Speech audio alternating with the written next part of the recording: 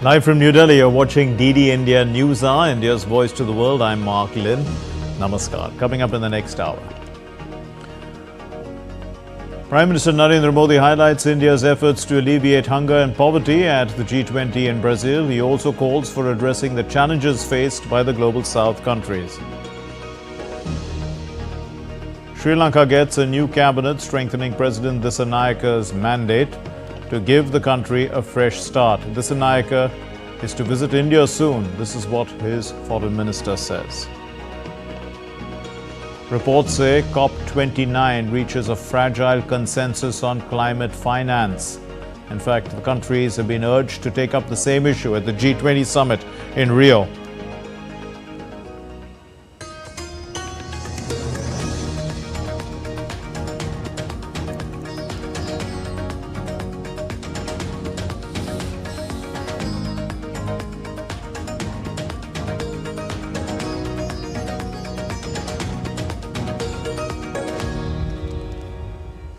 India's Prime Minister Narendra Modi addressed the G20 session on social inclusion and the fight against hunger and poverty in Rio de Janeiro in Brazil. The main points of what the Prime Minister said are as follows.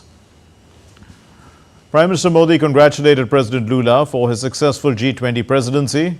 People-centric decisions were taken at the G20 Summit in New Delhi and they were taken forward by Brazil.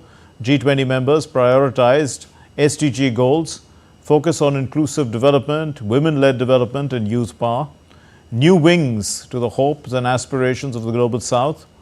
One Earth, One Family, One Future remains relevant at this summit as last year. In India, 250 million people have been lifted out of poverty in the last 10 years. Over 800 million people have been given food, free grains, that is, free of cost. And 550 million people have been benefiting from the world's biggest health insurance scheme. 60 million senior citizens also, who are above 70 years of age, have got the benefit of this free health insurance scheme. Maintaining a focus on women-led development and social inclusion, that's the priority of the government. 300 million women, micro-entrepreneurs, have been linked to banks and they've been given access to credit. Also, 40 million farmers have received benefits worth about $20 billion US. Assistance also worth about $40 billion US have been given to 110 million farmers. So, institutional credit is worth about $300 billion US is being given to farmers. India is not only ensuring food security, it is also focusing on nutrition because there's the midday meal scheme, which has special attention being given to the nutritional needs of children. India is contributing to global food security. The humanitarian assistance also has been given to Malawi, Zambia and Zimbabwe recently. The Prime Minister said the main reason for our success is on approach. He said back to basics and march to the future. That's India's progress. Now he said focused on not only on natural farming but also on new technologies. Focus on sustainable agriculture, protection of the environment, focus on nutrition and food security by promoting Sri Anna or millets, developed over 2,000 climate-resilient crop varieties, started the Digital Agriculture Mission. India's digital public infrastructure enabled social and financial inclusion. India supports Brazil's initiative for a global alliance against hunger and poverty. Important step towards implementation of the Deccan high-level principles for food security. Countries of the Global South most adversely impacted by food, fuel and fertilizer issues. And discussions can only, in fact, be successful when we keep in mind the challenges and priorities of the Global South. India is also part of the teams that's going to reform global governance. That's what he says. Earlier, upon his arrival at the venue of the G20 Leaders Summit in Brazil, the Prime Minister was welcomed warmly by the Brazilian President Lula da Silva at the venue, which is the Museum of Modern Art in Rio de Janeiro. The Prime Minister was welcomed with a warm hug. Prime Minister also met the US President Joe Biden at the summit. Earlier, the Brazilian President, Luiz Inácio Lula da Silva, opened the summit of the group of 20 major economies on Monday with the launch of a global alliance to combat poverty and hunger, which he called the result of political decisions. Lula said the devastating effects of climate change are to be seen all around the world, and he urged leaders to have the courage to act. Now, the world's most powerful leaders have gathered in Rio de Janeiro for the G20 Leaders Summit. The discussions are on climate, trade, global security. They are dominating the agenda. And with high stakes, the climate is a big issue, rising tensions are big issues. Decisions taken in this place are going to shape the future of our world. Let's take a closer look at the agenda. All eyes are now on Rio de Janeiro as the G20 Leaders Summit kicks off on Monday. Over the next 2 days, the leaders of the world's largest economies will meet to tackle critical issues from poverty alleviation and combating hunger to institutional reforms, aiming to shape the future of our planet. The G20 nations represent 85% of the global economy and are key contributors to multilateral development banks. Leaders will focus on themes like climate finance, trade, and international security. Decisions made here will have a ripple effect on billions of lives worldwide. Climate change remains a contentious topic at the summit. Diplomatic tensions flared over global warming, with sources indicating that G20 nations reached a fragile consensus on climate finance, a point that has eluded recent UN talks in Azerbaijan. As the COP29 summit in Baku works on mobilizing climate funding, G20 leaders in Rio hold the critical financial tools needed to address the crisis. And I have come to Rio with a simple message. G20 leaders must lead. And G20 countries, by definition, have tremendous economic clout and they yield massive diplomatic leverage. They must use it to tackle key global problems. On Saturday, UN climate chief called on G20 leaders to prioritize climate finance, urging them to increase grants for developing nations and advance reforms in multilateral development banks.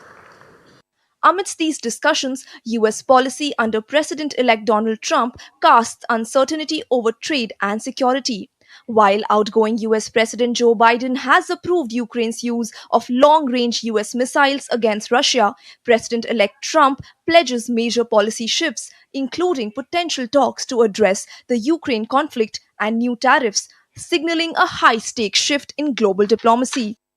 Concerns over a US-China trade war are likely to fuel intense trade talks at the summit. As the G20 summit begins in Rio, leaders face mounting pressure to deliver solutions on climate, trade, and global security. Bureau Report, DD India. Well, DD India's Gautam Roy is now joining us live from Rio de Janeiro with more on what's happening there. Well, Gautam, all the topics, are vital. If you look at them, combating hunger and poverty, energy transitions, reforming global governance, social inclusion, there's taxing the ultra-wealthy, etc. But, what are the substantive outcomes that are expected? What the world is looking for, Mark, is substantial outcomes on the climate change front.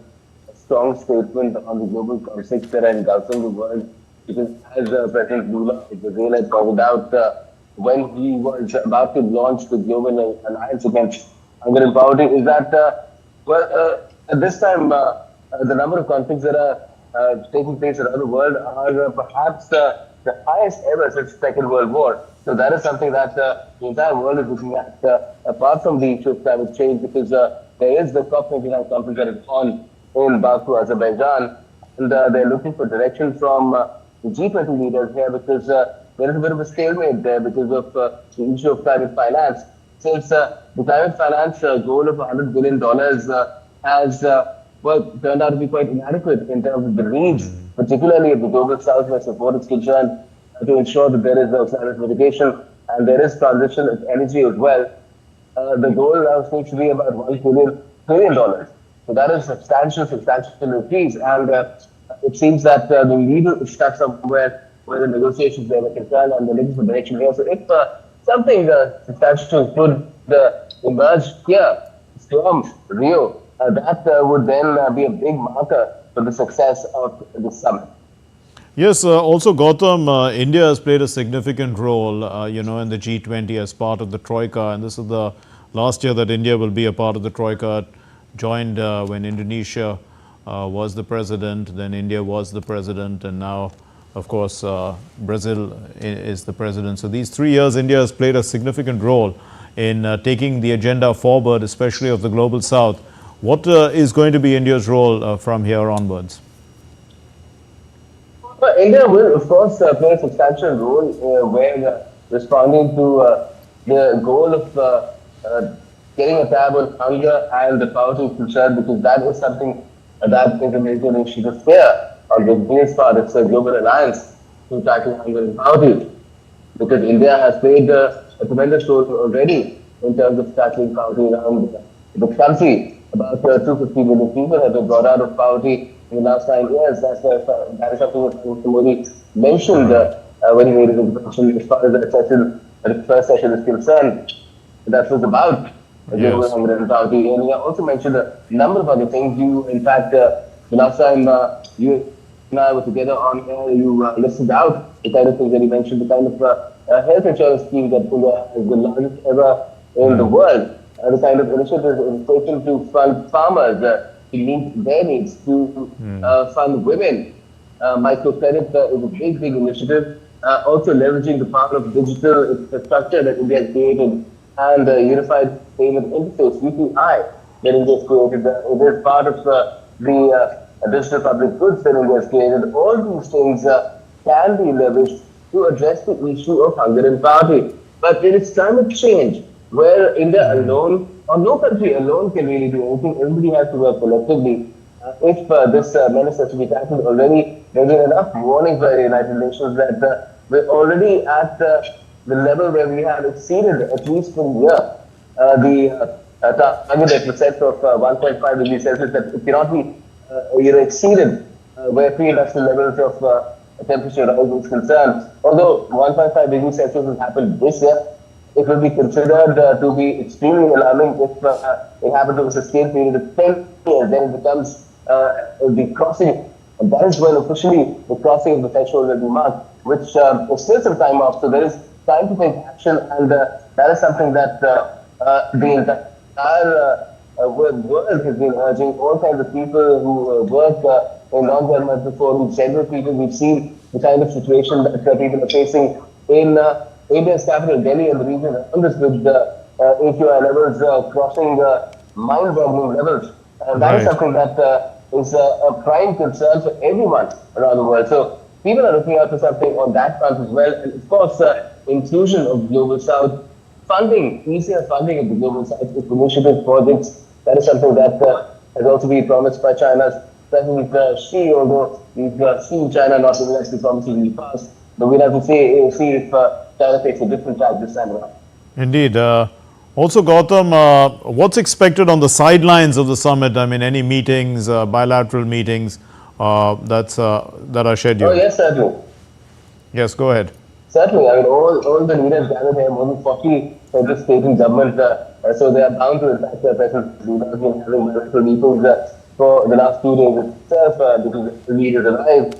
They do, the host country does meet them. And President Lula or Prime Minister Modi will be having a bilateral meeting with them as well, which is quite likely to happen tomorrow.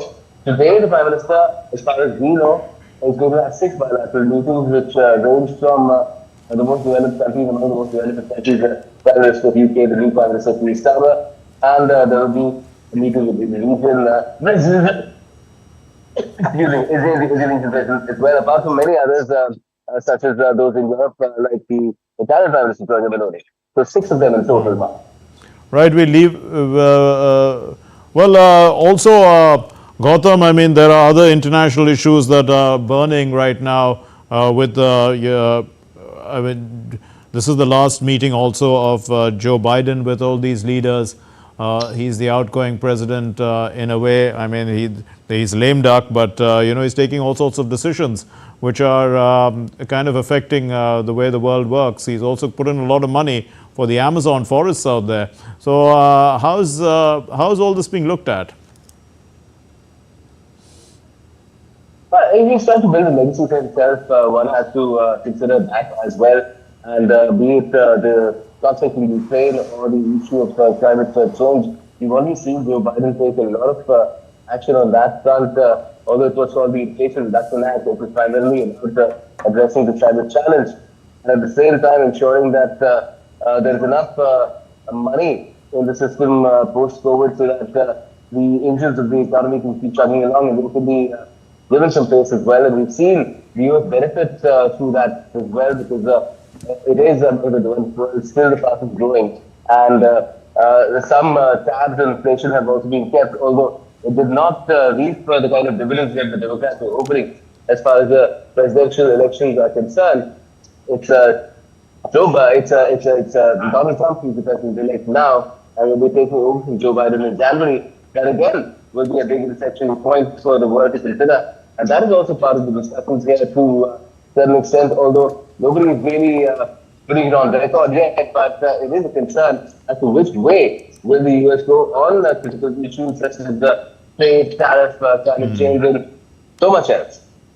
Right, we leave it there. Thanks very much, Gautam, for joining us from Rio for the moment.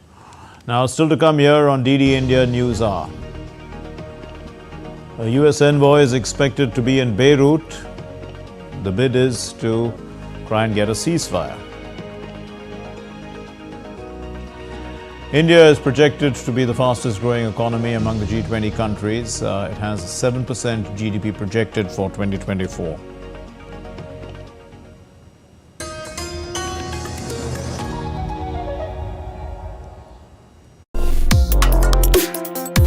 Complex issues, hidden agendas, twists and turns, strategic games. We think all dots are linked. We just need to connect them. Join me every week as I connect the dots to unravel hidden designs in statecraft, mysteries, and decode issues that matter to you. Watch Connecting the Dots with me at these times on DD India.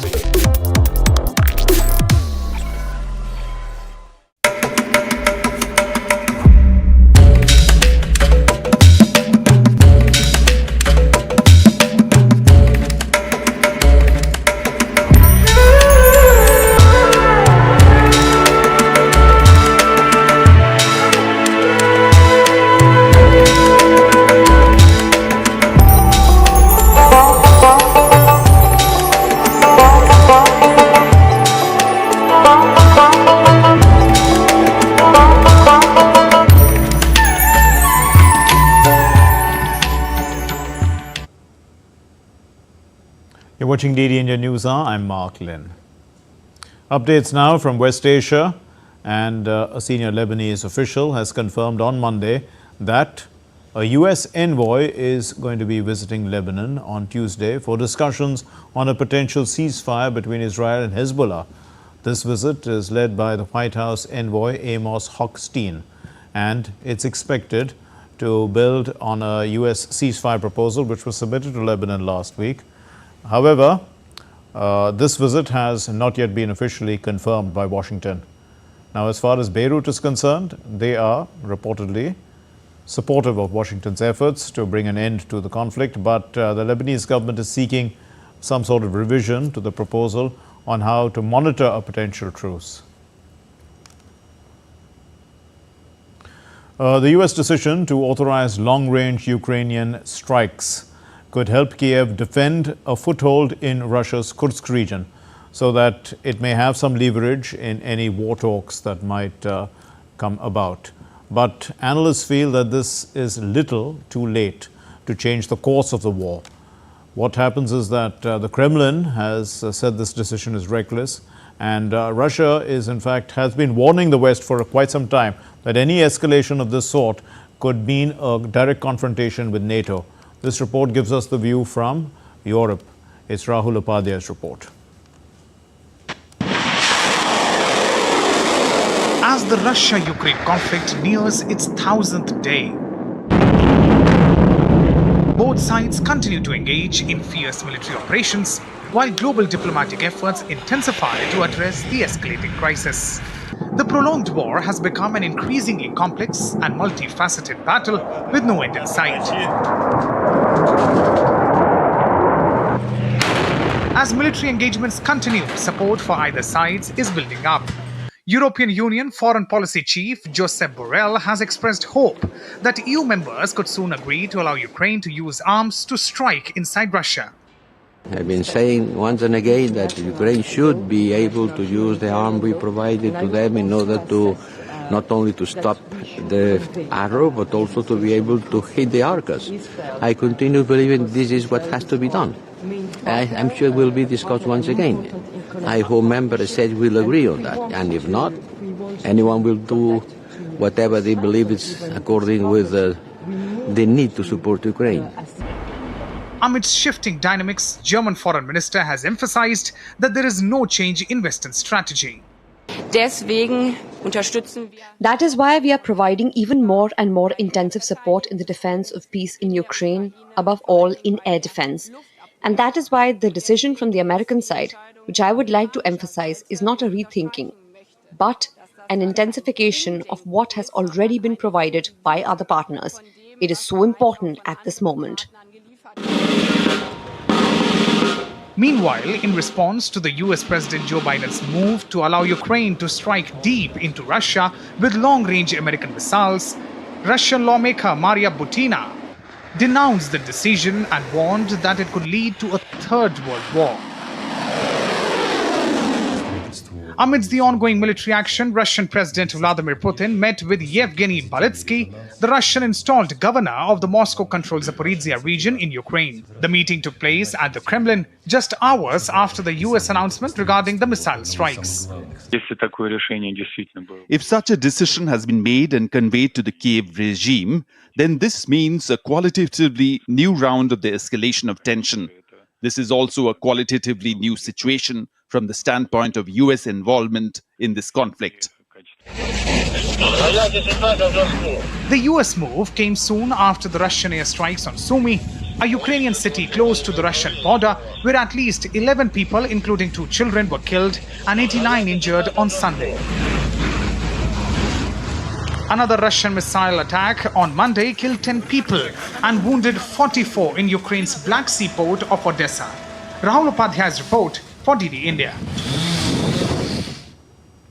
Sri Lanka's newly appointed 21-member cabinet took oath on Monday before President Anura Kumara Dissanayake at the Presidential Secretariat in Colombo. Harini Amarasuriya and Vijitha Herath have retained their portfolios as the country's Prime Minister and Foreign Minister respectively. Sri Lanka's Foreign Minister said that the President is expected to travel to India in mid-December, during which time he will hold discussions with India's Prime Minister Narendra Modi. Here's the report. As Sri Lanka's newly appointed cabinet of ministers took oath on Monday at the Presidential Secretariat in Colombo, President Anura Kumara Dissanayake retained the key defence and finance portfolios after sweeping the snap parliamentary elections last week. The leftist leader Dissanayake confirmed the interim cabinet ministers along with Prime Minister Harini Amarasuriya and Foreign Minister Vijitha Herath, who all retained their respective portfolios. In addition, Harini Amarasuriya will also be the Minister of Education, Higher Education and Vocational Studies. Other key appointments include Bimal Rathanayake, who has been assigned the portfolio of Transport, Highways and Civil Aviation, while Dr. Nalinda Jayatissa has been given the charge of Health and Media. The new government will hold its first parliamentary sitting on Thursday to elect the Speaker of the House. Dissanayake is expected to present his key policy priorities to the newly appointed lawmakers. The most important thing, this power comes with accountability. On one side, it is accountability to the people. On the other hand, it is being responsible to our movement. Therefore, whatever power that was given to us, whether in the constitution or by law, when we use this power, we must be responsible to the people and the movement. Meanwhile, India's External Affairs Minister Dr. S. Jaishankar has congratulated his Sri Lankan counterpart Vijitha Herath on his reappointment. With Ahmed Muin Farooqi, Ayushi Bhatnagar for DD India.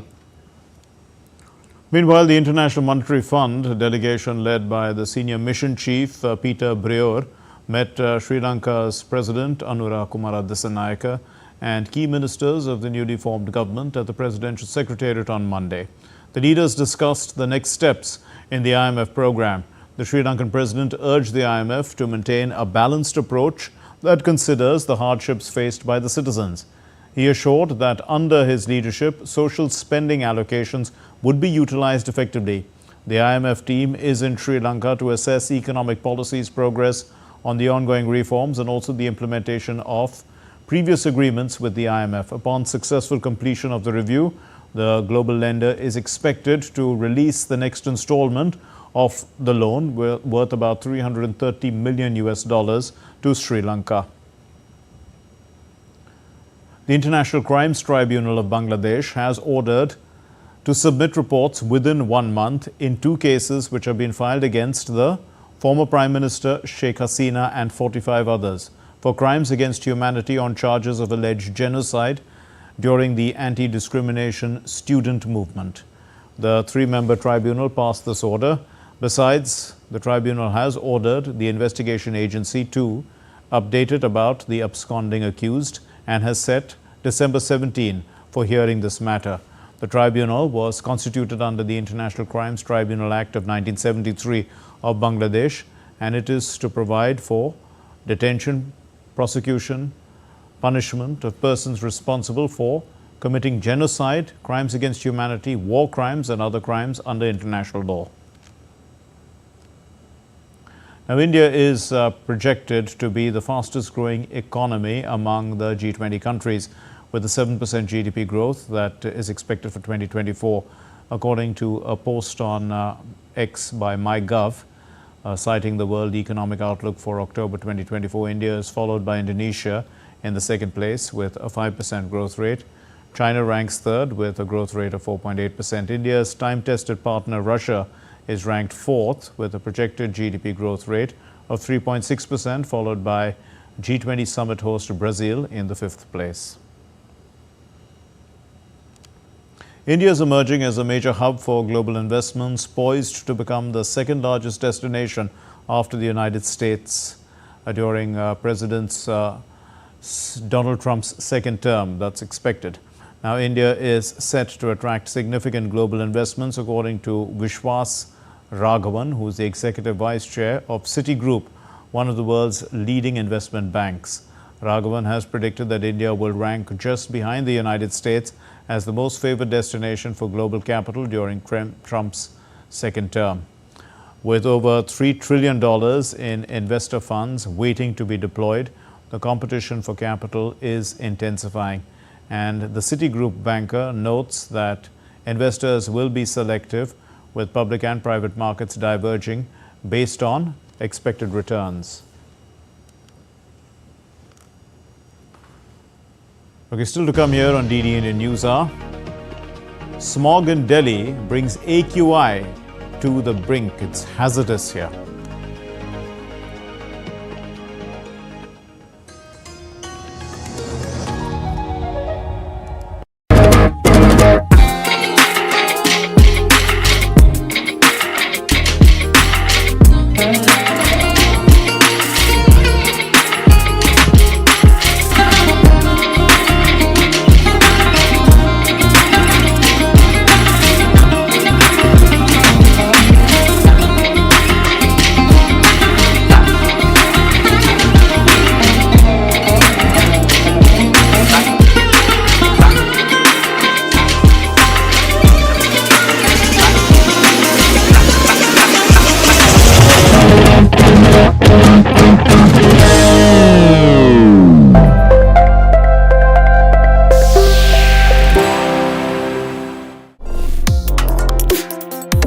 Complex issues, hidden agendas, twists and turns, strategic games.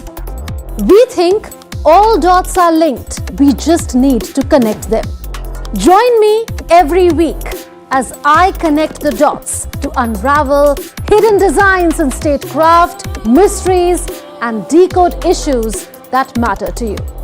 Watch Connecting the Dots with me at these times on DD India.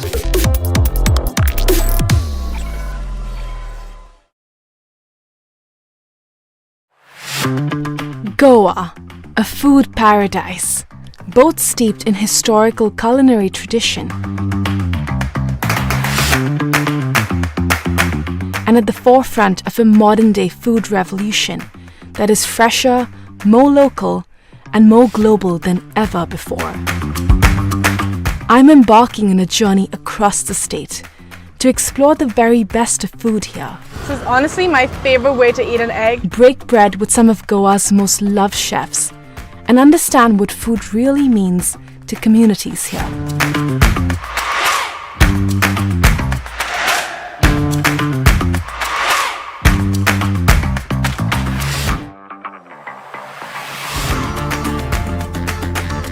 Watch Postcards from Goa on National Geographic.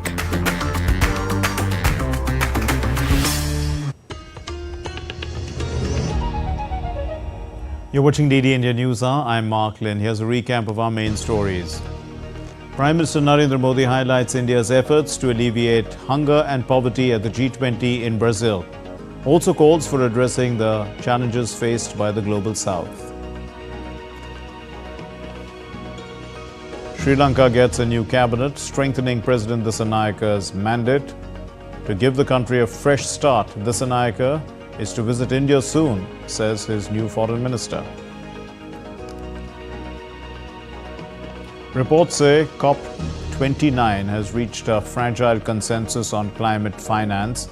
The countries are urged to take up this matter at the G20 Summit in Rio. Now, India has made a strong intervention at the UN Climate Summit in Baku, urging decisive action on climate change. Highlighting urgent priorities, India called for barrier-free technology transfer, equitable climate finance, stronger international cooperation and mutual trust. DD India's Tapas Bhattacharya reports. In a decisive intervention at the 2024 annual high-level ministerial roundtable on pre-2030 climate ambition, India has emphasized bold steps to combat climate change at COP29 in Baku, Azerbaijan. Representing India, Leena Nandan, Secretary of the Ministry of Environment, Forest and Climate Change, highlighted alarming facts from the 2024 NDC synthesis report. She warned that 86% of the global carbon budget for 2020-2030 is on track to be used up, underscoring the urgency for decisive action. India outlined a 4-point agenda to drive global climate action. First, it stressed the need for barrier-free technology transfer, calling for the removal of intellectual property restrictions on green innovations. Access to affordable, adaptable, and locally relevant technologies is critical for developing nations. Second, climate finance remains central. Developed nations must fulfill overdue commitments, ensuring equitable and accessible funding to support clean energy and disaster-resilient infrastructure in the Global South. Third, India called for enhanced international cooperation to ensure cost-effective and scalable mitigation efforts. It cautioned against unilateral trade measures that unfairly burden developing nations. Finally, India highlighted the importance of mutual trust.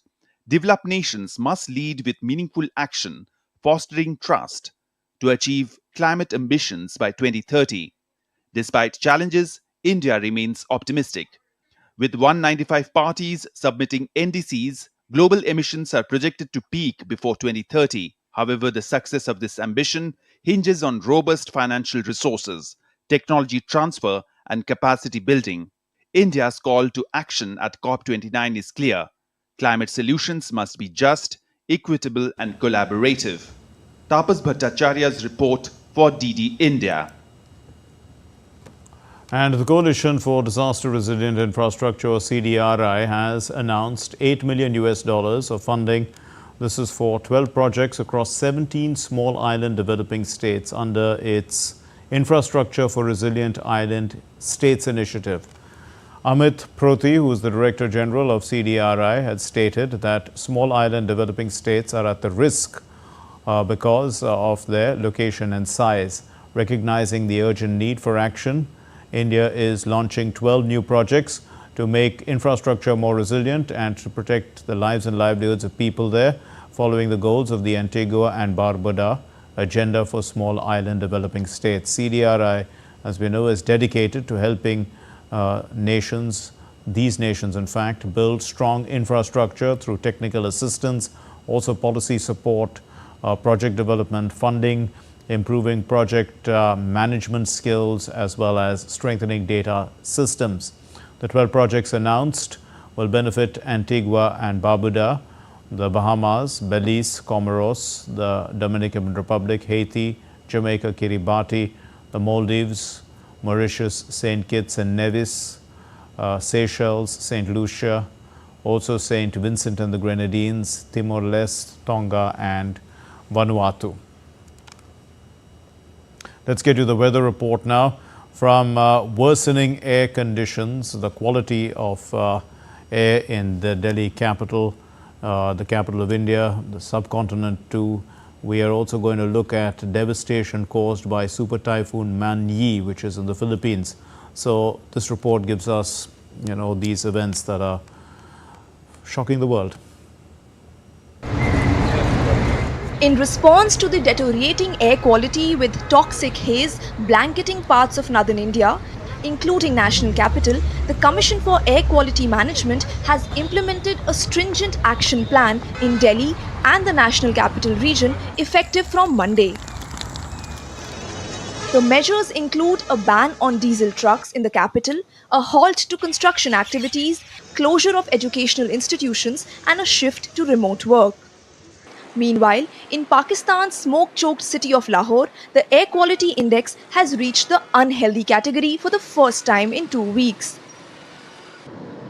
Emergency measures remain in place across Lahore and Punjab province, including school closures, a ban on outdoor activities, and a suspension of construction work.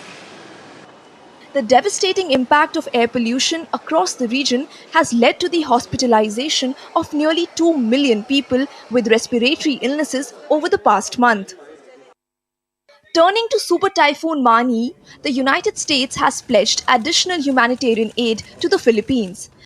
The typhoon has swept across Luzon, the country's largest island, bringing torrential rains and powerful winds that have claimed 8 lives, submerged hundreds of homes, and displaced millions of people. Man-yi is one of the strongest among 6 major storms to strike the northern provinces in less than a month. It sustained wind speeds of up to 185 km per hour as it slammed into Luzon's mainland. Sarita Chaudhary's report for DD India. Well, the Supreme Court of India on Monday has strongly reprimanded the Delhi government and the Central Commission, the CAQM, for the delay in implementing what's called the Graded Response Action Plan, or GRAP, in the national capital. The top court has pointed out that there was a delay in the implementation of preventive measures under Stage 4 of the GRAP, even after the AQI had touched the alarming levels in the national capital. Now, it has ordered that the GRAP Stage 4 restrictions will remain in place until further instructions from the court, even if the AQI goes below 400. The central and all state governments were directed to file compliance affidavits by Thursday, November 21, while the next hearing will take place on November 22. The US President-elect Donald Trump continues to nominate allies for his new White House team. Trump has tapped the Republican Brendan Carr as the chairman of the Federal Communications Commission. Trump, in a statement on Sunday, called Carr a warrior of free speech and a warrior for free speech, in fact. Carr first joined the FCC in 2012. In 2017, during his first tenure, his first term as president, that is, Trump had appointed him as one of the agency's commissioners. Carr had previously worked as a lawyer specializing in regulatory issues. The U.S. Defense Secretary Lloyd Austin on Monday emphasized the United States' unwavering commitment to the defense treaty that it has with the Philippines after the two countries had signed an intelligence sharing agreement in Manila. The Philippines has expressed confidence that the alliance will remain strong under the incoming U.S. President Donald Trump. Austin held bilateral meetings with the Philippines Secretary of National Defense, Gilberto Teodoro, signing and also exchanging military information agreements, as well as participating in the groundbreaking ceremony. Expectations are growing that President Bassirou Diomaye Faye's party would win the Senegal legislative elections after two opposition leaders had conceded votes were still being counted. The heated campaign, it had also revived concerns about unrest as political rivals had clashed, sometimes violently. The West African country has seen some of its worst political violence in recent history ahead of the presidential election. Faye, who is seeking a clear parliamentary majority to implement his promised reform agenda, urged the electorate to remain calm no matter what the outcome is, and he voted in his hometown of Nedigiano. Well, Russia has vetoed the United Nations Security Council resolution urging for an immediate ceasefire and humanitarian aid access in Sudan. The 15-member council overwhelmingly supported the resolution drafted by Britain and Sierra Leone, with only Russia opposing it. The resolution called for a national ceasefire, safe passage for civilians, and the delivery of humanitarian aid. The Russian Federation voted against the UK and Sierra Leone draft resolution of the Security Council on Sudan. We agree with all Security Council colleagues that the conflict in Sudan requires a swift resolution. It is also clear that the only way to achieve this is for the warring parties to agree to a ceasefire. We believe that the Security Council's role here is to help them to achieve this. However, this should be consistent and open and should not be done by imposing upon the Sudanese through a council decision the opinion of its individual members, flavored with their post-colonial flavorings as to how the future country should be.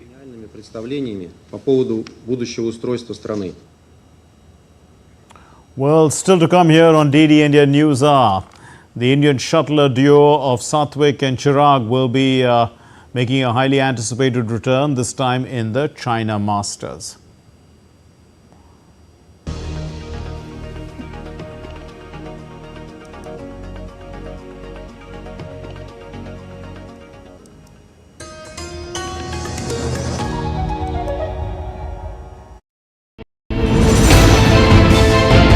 Geopolitics and trade deals. Economic challenges amid development. Hard work and the path to prosperity. It's the economy always. Between walkers, money is what money does and says. Supply creates its own demand. Between the bulls pulls and bears tears. When supply chains globalization and India rises to the podium. We'll get you centered with the economic brief at 8 p.m. every Thursday on DD India.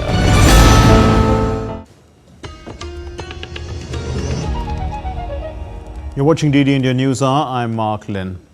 Nepalese authorities have indicated a sharp rise in the number of suspicious transaction reports by banks in the country, which are linked to cyber-enabled frauds.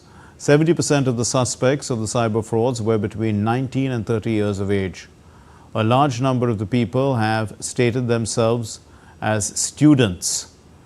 That's what their profession is, according to them. Now, Nepal Rashtriya Bank has published a strategic analysis report of 2024, which says the proportion of fraud-related transactions was high this year as compared to the previous year. Among the cyber-enabled frauds, the most common were frauds related to gifts and parcels, fake platforms related to online trade, OTP fraud as well, and lottery fraud. So the report recommended multi-factor authentication methods to verify customers and secure financial transactions. So let's take a look at other stories making news around the world. The Croatian volunteer divers participated in an underwater cleanup effort in Milna Bay. This is on the island of Brac, I beg your pardon, where the aim is to address the growing environmental toll because of tourism. We can see here clearly that it's created a lot of underwater waste. The Adriatic Sea is facing large amounts of challenges with rising temperatures, increasing the invasive species, shifting currents as well, and growing amounts of underwater waste, which have all compounded the problem. Farmers in France resumed their protest by blocking a motorway outside Paris against the prospect of a trade agreement between the European Union, the Latin American countries and Mercosur. A push by the European Union and South Africa's Mercosur bloc to conclude long-running trade negotiations by the end of the year has rekindled anger in France. Greenpeace activists have dumped tornado debris outside the headquarters of Total Energies near Paris. They want oil and gas industries to be taxed to benefit environmental activists from climate disaster funds.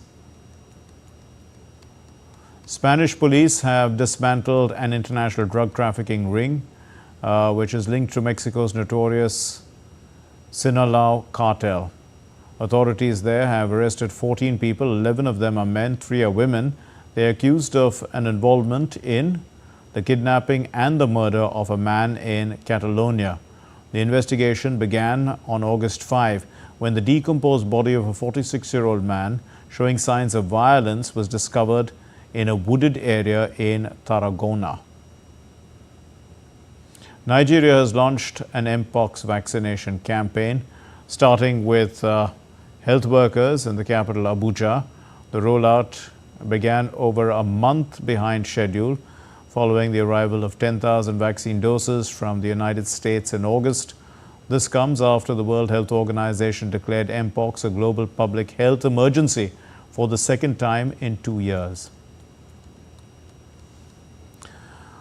A stall of the Central Board of Direct Taxes of India, the Tax Authority of India, it was inaugurated by the India International Trade Fair on Monday as part of an awareness campaign. At the stall, the chief of the authority, Ravi Agarwal, he also launched 6 magazines which are aimed at raising awareness about the department's initiatives and tax-related matters. The exhibition featured activities aimed at engaging taxpayers and also explaining the importance of income tax in the country's development. Let's get you the sports news now. And Rohit Sharma is not going to be available for the first test against Australia, which starts on November 22. He's had a baby. He and his wife, they've been blessed with a baby boy, so he won't be available for that match. And he's going to join the Indian squad for the second test on December 6th in Adelaide. The vice-captain Jasprit Bumrah is going to lead the side in his absence. Bumrah has already led India in one test previously, that was against England. Rohit Sharma at that time had tested positive for COVID-19. Now Devdutt Padikkal, who is touring the India A team with the India A team in Australia, has been added to the squad. India's men's doubles pair of Satvik Sairaj, Ranki Reddy and Chirag Shetty, they are going to return to action at the China Masters Super 750 badminton tournament that's happening Tuesday. Now the world number one, they were the former world number ones actually, former world number one duo. They had been sidelined from competitive action. This is because of shoulder injury to Satvik. It was after the Olympics.